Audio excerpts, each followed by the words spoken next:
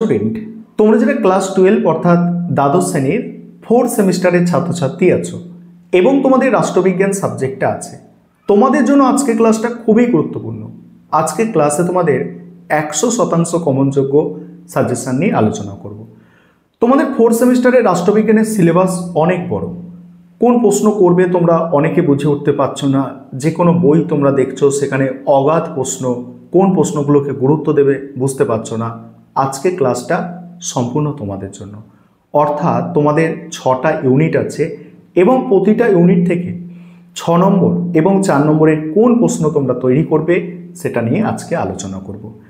আর তোমাদের প্রথমেই মনে করিয়ে দেব কোন অধ্যায় অর্থাৎ ইউনিটগুলো থেকে তোমাদের 4 নম্বর বা 6 নম্বরের প্রশ্ন আসবে।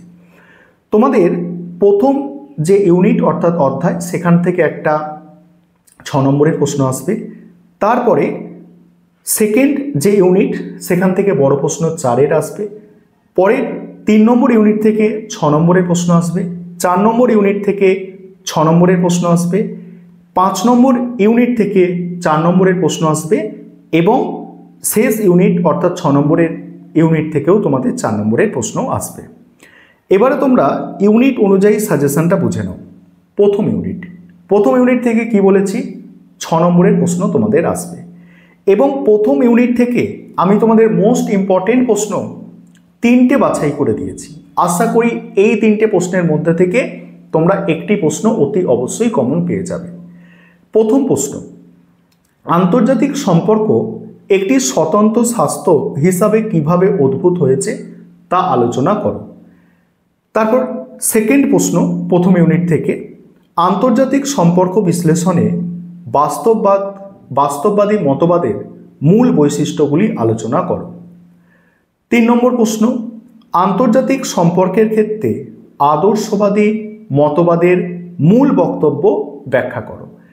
প্রথম ইউনিট অর্থাৎ অধ্যায় থেকে 6 নম্বরের এই 3টি প্রশ্ন মোস্ট ইম্পর্টেন্ট। এছাড়া এক্সট্রা দুটো প্রশ্ন দেখে রাখবে, সেটা হচ্ছে আন্তর্জাতিক সম্পর্ক বিশ্লেষণে উদারনৈতিক দৃষ্টিভঙ্গি ব্যাখ্যা করো আর আন্তর্জাতিক সম্পর্ক বিশ্লেষণে মার্ক্সবাদের গুরুত্ব। এই 5টা প্রশ্ন ইউনিট 1 থেকে তোমাদের বলেছি, তার মধ্যে প্রথম 3টে হচ্ছে মোস্ট ইম্পর্টেন্ট প্রশ্ন। এবারে দ্বিতীয় ইউনিট থেকে তোমাদের কি বললাম, দ্বিতীয় ইউনিট থেকে তোমাদের 4 নম্বরের প্রশ্ন আসবে। সেখানে প্রথম প্রশ্ন, সার্কের উদ্দেশ্য ও নীতিগুলি লেখো। দ্বিতীয় প্রশ্ন, সার্কের সাফল্য, ব্যর্থতা বা সীমাবদ্ধতা আলোচনা করো। 3 নম্বর প্রশ্ন, ইউরোপীয় ইউনিয়নের গুরুত্বপূর্ণ বৈশিষ্ট্য ও গঠন আলোচনা করো। অর্থাৎ ইউরোপীয় ইউনিয়নের গঠন ও বৈশিষ্ট্য আলোচনা করো। এই 3টে এখান থেকে মোস্ট ইম্পর্টেন্ট। আরেকটি প্রশ্ন এখান থেকে দেখে যেতে পারো, সেটা হচ্ছে আসিয়ানের ভূমিকা ও কার্যাবলী সংক্ষেপে লেখো। এটা এখান থেকে দেখে যেতে পারো। এবারে তোমাদের 3 নম্বর ইউনিট থেকে কি বলেছি, 3 নম্বর ইউনিট থেকে তোমাদের আসবে কত, 6 নম্বরের প্রশ্ন তোমাদের 3 নম্বর ইউনিট থেকে আসবে। এখানে 3 নম্বর ইউনিট থেকে মোস্ট ইম্পর্টেন্ট প্রশ্ন, প্রথম প্রশ্ন, বিশ্বায়ন কাকে বলে, এর প্রকৃতি বা বিভিন্ন রূপ আলোচনা করো। এটা হচ্ছে এখান থেকে মোস্ট ইম্পর্টেন্ট। দ্বিতীয় প্রশ্ন, ভারতের অর্থনীতি ও সমাজের ওপর বিশ্বায়নের প্রভাব আলোচনা করো। অর্থাৎ ইতিবাচক এবং নেতিবাচক উভয় প্রভাব আলোচনা করতে হবে। 3 নম্বর প্রশ্ন, বিশ্বায়ন কিভাবে জাতীয় সার্বভৌমত্বকে চ্যালেঞ্জ করে তা ব্যাখ্যা করো। এই 3টি প্রশ্ন তোমাদের 3 নম্বর ইউনিট থেকে মোস্ট ইম্পর্টেন্ট 6 নম্বরের প্রশ্ন। এছাড়া আরও একটি প্রশ্ন এখানে সাপোর্ট হিসাবে দেখে রাখবে, সেটা হচ্ছে বিশ্বায়নের রাজনৈতিক ও সাংস্কৃতিক প্রভাবগুলি সম্পর্কে লেখো। এবারে 4 নম্বর ইউনিট আলোচনা করব। 4 নম্বর ইউনিট থেকে তোমাদের কি বলেছি, 4 নম্বর ইউনিট থেকে তোমাদের 6 নম্বরের প্রশ্ন আসবে।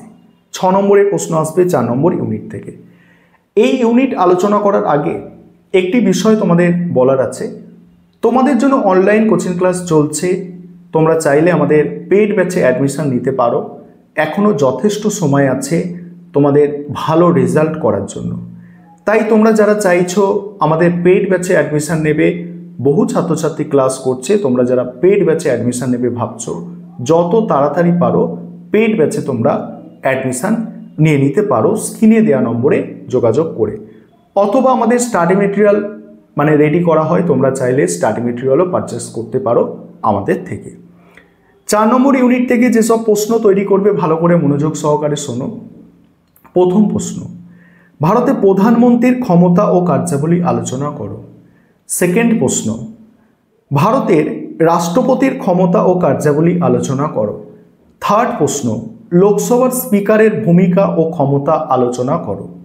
ফোর্থ প্রশ্ন, 4 নম্বর প্রশ্ন, ভারতের বিচার বিভাগের স্বাধীনতা ও নিরপেক্ষতা কিভাবে রক্ষিত হয় আলোচনা করো। বিচার বিভাগের স্বাধীনতা নিরপেক্ষতা কিভাবে রক্ষিত হয় আলোচনা করো। এই 4টি প্রশ্ন 4 নম্বর ইউনিট থেকে তোমাদের মোস্ট ইম্পর্টেন্ট প্রশ্ন। তবে তোমরা জানো 4 নম্বর ইউনিট অনেক বড়, অনেক ব্যাপক সিলেবাস। এখান থেকে আরও 4টি প্রশ্ন আমি তোমাদের বলছি, শোনো। প্রথম প্রশ্ন, সেখানে 4 নম্বর ইউনিট থেকেই বলছি, 5 নম্বর প্রশ্ন হবে এটা। লোকসভা, দেখো, ভারতীয় পার্লামেন্টের লোকসভার গঠন ও কার্যাবলী আলোচনা করো, এটা। সেকেন্ড হচ্ছে ভারতের হাইকোর্টের কার্যাবলী ও গুরুত্ব আলোচনা করো। তারপরে অঙ্গরাজ্যের মুখ্যমন্ত্রীর কার্যাবলী আলোচনা করো। এবং এখানে আরও একটি প্রশ্ন তোমাদের, লোকসভার স্পিকারের ভূমিকা ও ক্ষমতা আলোচনা করো। আরেকবার এখানে মোস্ট ইম্পর্টেন্ট প্রশ্নগুলো বলে নিই, যে রাষ্ট্রপতি, প্রধানমন্ত্রী, লোকসভার স্পিকার এবং বিচার বিভাগের স্বাধীনতা বা নিরপেক্ষতা, এই 4টি এখানে মোস্ট ইম্পর্টেন্ট। এবারে 5 নম্বর ইউনিট। 5 নম্বর ইউনিট থেকে তোমাদের 4 নম্বরের প্রশ্ন আসবে, 6 নম্বরের আসবে না।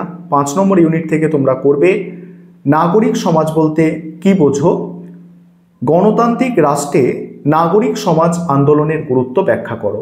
দ্বিতীয় প্রশ্ন, নাগরিক সমাজ সম্পর্কে গ্রামসি অথবা হেগেলের ধারণা সংক্ষেপে লেখো। গ্রামসির ধারণা আলাদাভাবে করতে হবে, হেগেলের ধারণা আলাদাভাবে তোমাদের রেডি করতে হবে।